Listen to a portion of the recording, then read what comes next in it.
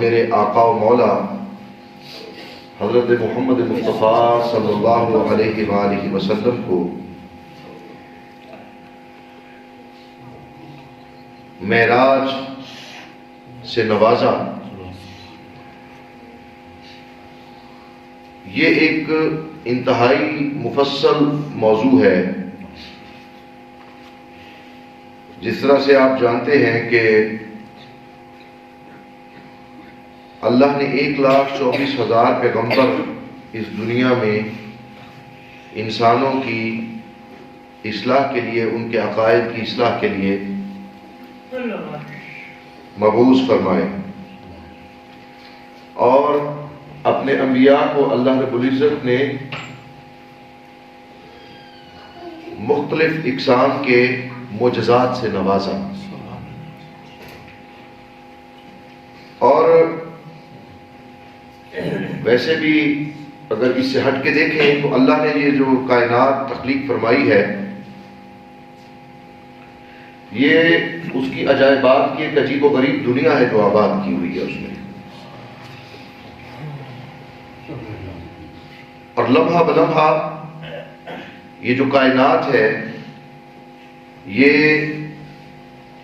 کائنات جو اربوں اور خربوں کہکشاؤں پر مشتمل ہے، یہ پھیلتی بھی نظر آ رہی ہے۔ آپ دیکھتے ہیں کہ ایک بستی ایک دن اتنی ہوتی ہے، 10 دن بعد وہ اتنی ہوتی ہے، اور مہینے بعد وہ کتنی ہو جاتی ہے۔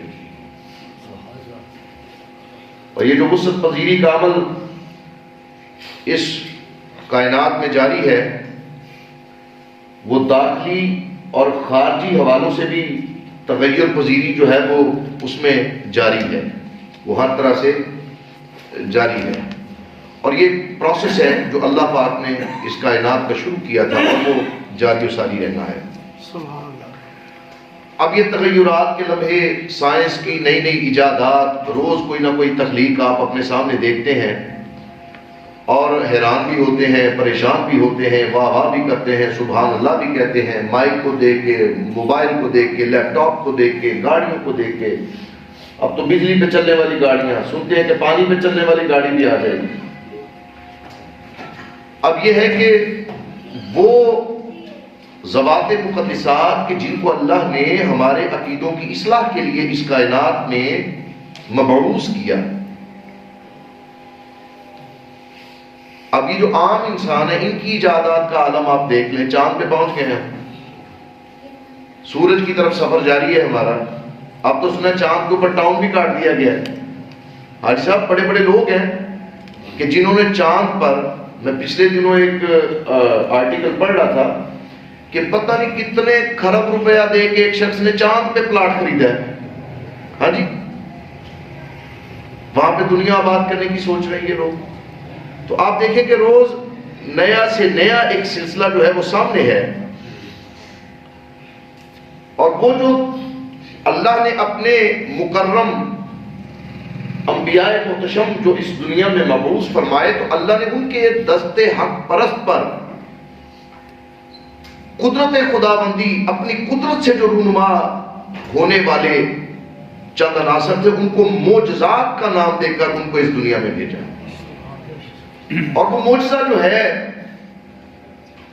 اگر مادی اعتبار سے اس کی کوئی کاملاً توجیہ ہم ڈھونڈنا شروع کریں تو وہ نہیں مل سکتی۔ میں اپنی اس بات کی جو میں گفتگو کرنا چاہ رہا ہوں آپ سے،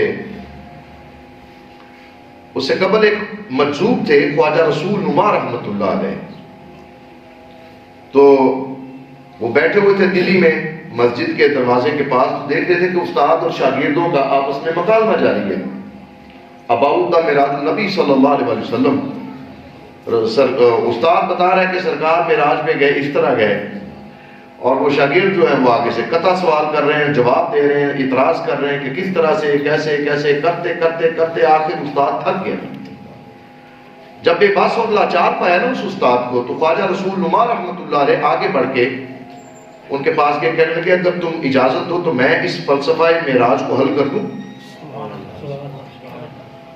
توجہ فرمائیے گا بات پہ۔ استاد کہنے لگے، وہ شاگرد بھی ہنسنے لگے کہ ہمارے استاد اتنے لائق فائق، یہ وہ سارا کچھ وہ حل نہیں کر سکے، آپ کیا حل کریں گے، فقیر آدمی، پھٹے پرانے کپڑے۔ اور ملنگ آدمی، مجذوب آدمی، آپ نے کہا کہ کوشش کر لیتا ہوں، سودا ہے، اگر سمجھ میں آئے تو لے لینا، نہ آئے تو اور کوئی خریدار دیکھ لیں گے ہم لوگ، ہمارا تو محبت کا سودا ہے۔ انہوں نے کہا جی ٹھیک ہے جی آپ بھی بتا دیں۔ تو وہ ان کو سب کو اکٹھا کر کے لے گئے مسجد کی دیوار کے پاس، اور پرانے دور میں جو دیواریں تھیں وہ حاجی صاحب میرا خیال ہے کہ اس طرح سے اگر بازو پھیلائے جاتے تھے تو وہ دیواریں اس سے بھی زیادہ چوڑی ہوتی تھی جو مغلیہ دور کی دیواریں ہیں۔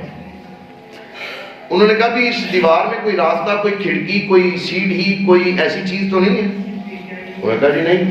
کہا اب آدھے بچے ادھر رہ جاؤ، آدھے بچے دیوار کے اس طرف جا کے کھڑے ہو جاؤ۔ وہ کھڑے ہو گئے، جب کھڑے ہو گئے پتہ چل گیا کہ اگلے بندے بھی ادھر پہنچ گئے، آدھے اس طرف آدھے اس طرف۔ اب اس طرف سے صلاۃ و سلام علیہ یا رسول اللہ پڑھتے ہوئے آپ دیوار کے اندر سے گزر کے پار دوسری طرف چلے گئے۔ ادھر والوں کو کہا ہاں بھی میں آ گیا ہوں تمہارے پاس۔ انہوں نے کہا جی آپ آ گئے ہکے بکے۔ تو ادھر سے سرکار پر درود و سلام پڑھتے ہوئے تو واپس آ گئے۔ تو آ کے شاگرد سارے اکٹھے کر یہ کہا جن کے غلام کی یہ شان ہو اس آقا کی شان کے متعلق کیا سوچ سکتے ہیں؟ جن کے غلاموں کی یہ شان ہو۔ دیکھیں اس کا تعلق ہے ماننے کے ساتھ، لیکن ہم اپنی استطاعت اور اپنی استعداد کے مطابق جو ہمیں اللہ نے تھوڑا بہت جو علم دیا ہے اس کے مطابق میرے آقا کریم کے اس معجزہ کریم کے متعلق گفتگو ضرور کریں گے انشاءاللہ۔ تو اللہ نے ان انبیاء کو معجزات دے کر بنایا، مطلب پتہ ہے خدا کو تو پتہ تھا کہ سائنس کے میدان میں بڑی بڑی ترقیاں ہونی ہیں، بڑے بڑے عجیب و غریب کیمیکلز اور بڑے بڑے عجیب تجربات اور تغیرات اور تبدیلات، یہ بہت کچھ ہونا ہے۔ بڑے بڑے انہوں نے جو چیزیں وہ مطلب آپ دیکھیں نا، جب آپ جہاز میں بیٹھ کے سفر کرتے ہیں، اگر ایک لمحے کے لیے آپ تصور کر رہے ہیں کہ آپ نہ زمین پہ نہ آسمان پہ، آپ کی سانس اٹک جائے گی اس وقت، لیکن دیکھ لیں وہ چل رہا ہے۔ اب یہ قدرت کس نے دی؟ اللہ نے دی۔ علم کس نے دیا؟ اللہ نے دیا۔ عقل کس نے دی؟ اللہ نے۔ اللہ کہتا ہے میں نے جانوروں کو پیدا کیا تو خواہش پہ، فرشتوں کو پیدا کیا تو عقل پہ۔ اے حضرت انسان میں نے تجھے دونوں کے درمیان رکھ دیا، تجھے خواہش دی تو خواہش کو کنٹرول کرنے کے لیے میں نے تجھے عقل دی، عقل دی تو عقل کو کنٹرول کے لیے علم قلیل مگر سلیم علم عطا کیا تجھے میں نے، کہ تو اس عقل کو کنٹرول کر سکے جس سے ہمیں رشتوں کی پہچان ہوتی ہے۔ اور پھر یا اللہ پاک اگر انسان کی خواہش سرکشی کرے تو وہ جانور بن جاتا ہے، کہا اس کو عقل سے کنٹرول کر۔ کہا اگر عقل سرکشی کرے تو کہا اس کو علم سے کنٹرول کر۔ کہا مولا شیطان کا تو علم بھی سرکشی کر گیا تھا۔ تو پھر جواب آیا کہ جن کی نسبت میرے محبوب کے قدموں سے ہوتی ہے ان کا علم سرکشی نہیں کرتا ہے، وہ کبھی بھی سرکشی نہیں کرتے۔ تو اللہ نے نوازا ہے ہمیں۔ اب قرآن میں سورہ حامیم السجدہ فرمایا سنریہم آیاتنا فی الآفاق وفی انفسہم حتی یتبین لہم انہ الحق۔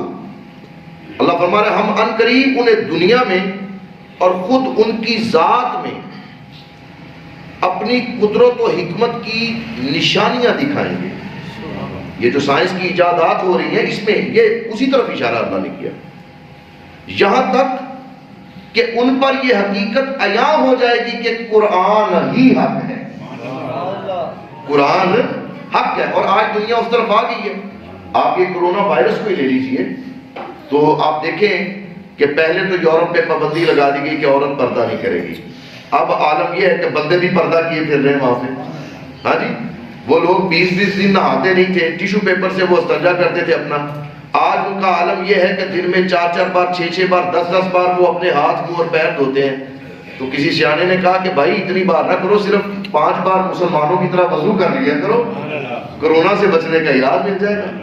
اچھا آج سے تقریباً 12 سال یا 13 سال پہلے، اس وقت میں کچھ تعلیم کے سلسلے سے وابستہ تھا، تو ایم اے اسلامیات میں اپنا مکمل کر رہا تھا اس وقت، تو میرے خیال 15 یا 16 سال کی بات ہے۔ تو اس وقت ایک آرٹیکل آیا ایک انگریز ڈاکٹر کا، اس نے اس وقت ایڈز جو تھی نا جی، اس کا بڑا ایک حملہ تھا بھرپور قسم کا پوری دنیا میں۔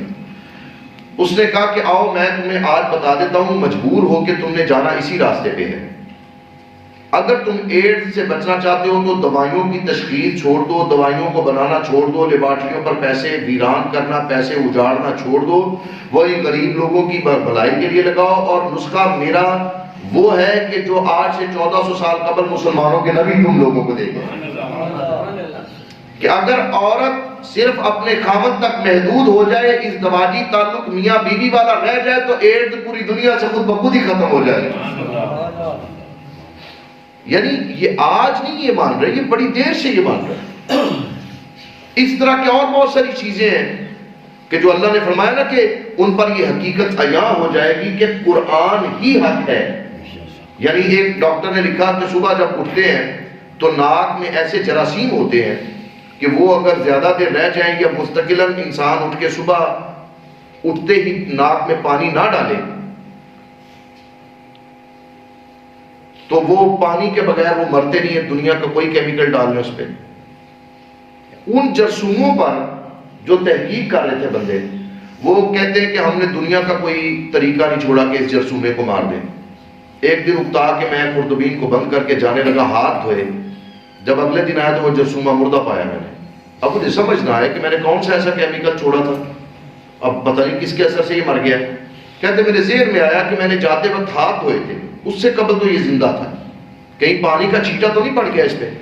کہتا میں نے دوبارہ وہ جرثومہ لیا، اس پر پانی کا قطرہ ڈالا، اسی وقت مر گیا۔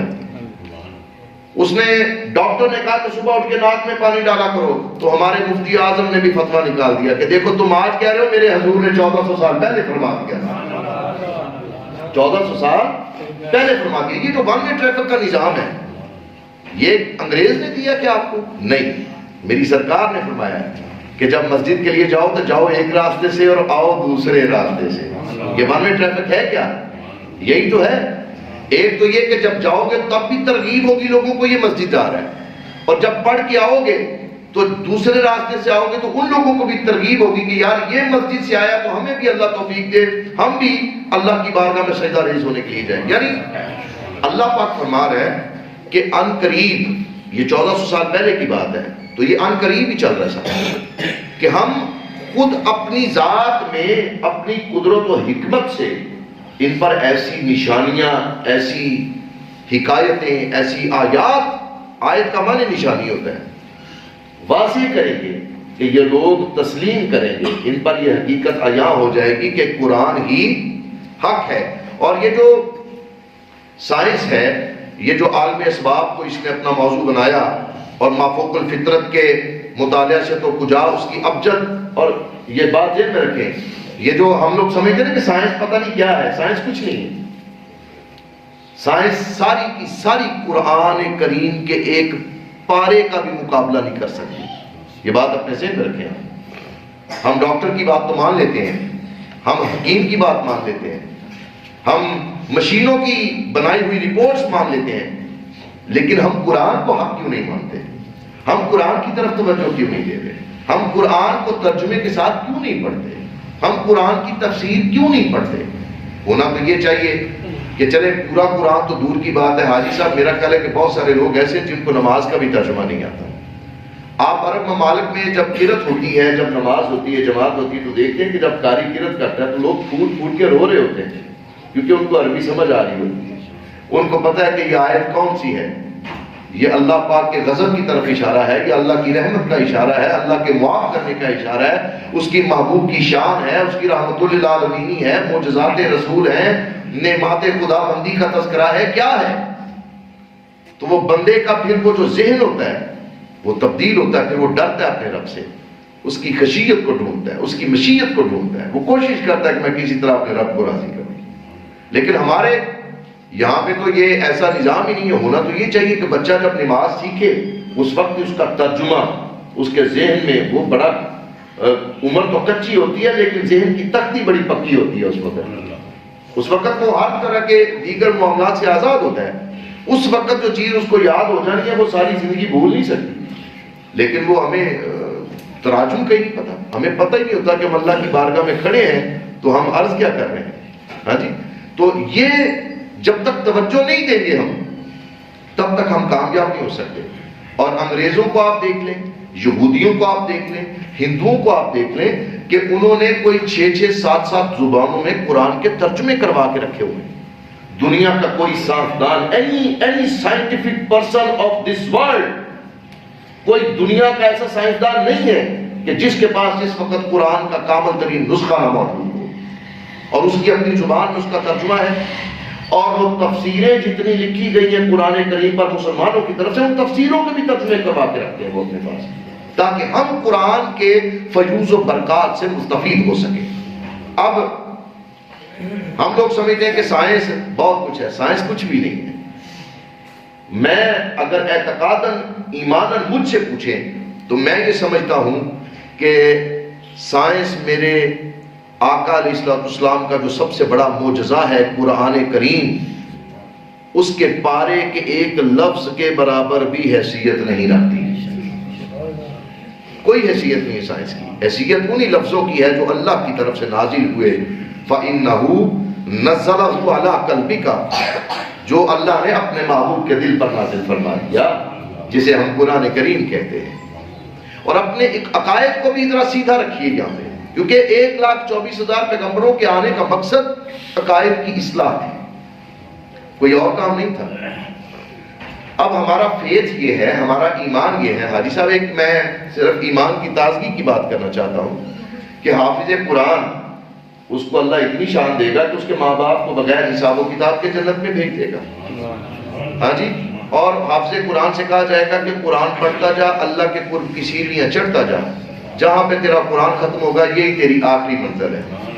حافظ صاحب، قبلہ، علامہ صاحب، حاجی صاحب، مجھے یہ بتائیں، اگر حافظ کی یہ شان ہے کہ اس کے ماں باپ کا حساب کتاب ہی نہیں ہونا، جس نے صرف قرآن حفظ کیا ہے، تو جس کے دل پر پورا قرآن نازل کیا گیا ہے اس کے ماں باپ کی عزت و عظمت کا اندازہ کون؟ لیکن بدقسمتی یہ ہے کہ میرے آقا کے والدین کریمین کے متعلق بھی سوالات اٹھائے جاتے ہیں، یہ کیسی بدقسمتی ہے ہماری؟ تو ایک حافظ قرآن قرب خدا بندی کے درجے قرآن پڑھتا جائے گا، طے کرتا جائے گا، ہاں جی۔ اور جبکہ قرآن وہ ہے کہ اللہ کہتا ہے کہ اگر پہاڑوں پہ نازل کرتا تو وہ ریزہ ریزہ ہو جاتے، سمندروں پہ نازل کرتا تو بکھر کر پوری کائنات کو تباہ و برباد کر دیتے۔ محبوب، یہ تو تیرا قلب انور ہے کہ جس پر ہم نے اس قرآن کو نازل کیا ہے، جس کے دل میں اتنی طاقت ہے، اس کے وجود کی طاقت کا اندازہ کون کر سکتا ہے؟ اس کے وجود کی برکت کا اندازہ کون کر سکتا ہے کہ ساری دنیا کے علم قرآن میں، ساری دنیا کا علم قرآن میں، فضل قرآن میں، رحمت قرآن میں، ہدایت قرآن میں، سارا کچھ قرآن میں، اور قرآن سارے کا سارا سمیٹ کے اللہ نے اپنے محبوب کے دل پر نازل فرمایا۔ اور یہاں پر سوال سرکار کے علم پر بھی اٹھا دیا جاتا ہے، معاذ اللہ علیہ باللہ۔ تو ہمیں اپنے عقائد کو بھی ٹھیک رکھنا ہے، اور ہم نے ان سارے معاملات کو بھی دیکھنا ہے جو اللہ کی طرف سے عنایات کی صورت میں۔ اچھا، اب یہ دیکھیں کہ نبی کریم علیہ السلام نے آج سے 1400 سال یا 1450 سال یا 1500 سال کے قریب یہ جو وحی الہی اور علم نبوت کی بنیاد پر یہ جو اسلام کا بنیاد جو رکھی تھی، اب یہ سائنس آج 1400 سال بعد، آپ نے 1400 سال پہلے بنیاد رکھی، سائنس آج 1400 سال بعد اس قابل ہوئی ہے کہ ابتدائی مراحل سے گزر رہی ہے ابھی سائنس، اور یہ ساری چیزیں وہ ہیں جو سرکار پہلے بتا چکے ہیں۔ اب اللہ نے اپنے انبیاء کو جو معجزات دے کر بھیجا وہ صرف اسی لیے کہ دنیا جو ہے ان کے عقائد کی اصلاح کے لیے ضروری ہے کہ کچھ چیزیں ایسی ہوں جو ان کی عقل و فطرت سے ماورا ہوں۔ یعنی ہماری جہاں پہ عقل ختم ہوتی ہے وہاں سے خواجہ رسول نما رحمۃ اللہ علیہ مجذوب کی عقل شروع ہوتی ہے، اور جہاں پر سارے مجذوبوں کی عقل ختم ہوتی ہے وہاں سے ایک سالک کی عقل شروع ہوتی ہے، جہاں پہ سارے سالکوں کی عقل ختم ہوتی ہے وہاں پر غوث کی عقل شروع ہوتی ہے، جہاں پر سارے غوثوں کی عقل ختم ہوتی ہے وہاں سے غوث الاعظم کی عقل شروع ہوتی ہے، جہاں پر غوث اعظم کی عقل کی انتہا ہے وہاں پر میرے آقا کے تابعی کی عقل شروع ہوتی ہے، جہاں سارے تابعیوں کی انتہا ہے وہاں پر تبع تابعین کی انتہا ہے وہاں پر تابعی کی عقل شروع ہوتی ہے، اور جہاں پر تابعی کی عقل ختم ہوتی ہے وہاں سے صحابہ کا سفر شروع ہوتا ہے، اور جہاں پر صحابہ کے سفر ختم ہوتے ہیں وہاں پر نبی کا سفر شروع ہوتا ہے، اور جہاں پر سارے نبیوں کے معجزات، عقل و علم و خرد سب ختم ہو جائے، وہاں سے امام الانبیاء سید المرسلین کا سفر شروع ہوتا ہے۔ یعنی ان کا سب سے بڑا معجزہ تو یہی ہے قرآن ان کے قلب انور پر نازل کیا ہے۔ تو میں نے جو آیت آپ کے سامنے پڑھی وہ موضوع ہے معراج النبی صلی اللہ علیہ وسلم کا۔ تو آقا کریم علیہ السلام کے جو سب سے نمایاں معجزات ہیں ان میں ایک معجزہ آپ کا یہ معراج پاک بھی ہے۔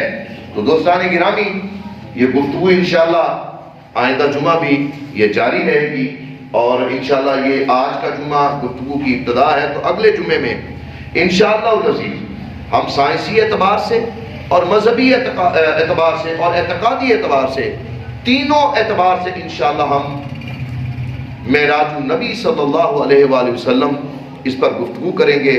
اللہ پاک میرے ان کہے گئے جملوں کو اپنی بارگاہ میں قبول و منظور فرمائے، اور ہم سب کو اپنے عقائد کو ٹھیک رکھنے کی توفیق عطا فرمائے۔ وآخر دعوانا الحمد للہ رب العالمین۔